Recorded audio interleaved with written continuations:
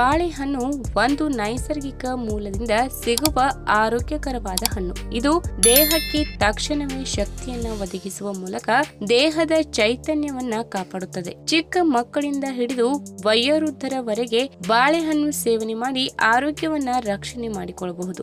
ಒಟ್ಟಾರೆಯಾಗಿ ಹೇಳಬೇಕು ಎಂದ್ರೆ ಬಾಳೆಹಣ್ಣು ಸೇವನೆಯಿಂದ ದೇಹಕ್ಕೆ ಯಾವುದೇ ತೊಂದರೆ ಇರುವುದಿಲ್ಲ. ಆದರೆ ಇದರಲ್ಲಿ ಹೆಚ್ಚಿನ ಪ್ರಮಾಣದ ಸಿಹಿ ಅಂಶ ಇರುವುದರಿಂದ ಸಕ್ಕರೆ ಕಾಯಿಲೆ ಹೊಂದಿದ ಜನರು ಇದನ್ನ ಸೇವನೆ ಮಾಡಬಹುದು ಅಥವಾ ಇಲ್ಲ ಎಂಬುದರ ಬಗ್ಗೆ ಇನ್ನೂ ಸಹ ಗೊಂದಲಗಳು ಇವೆ.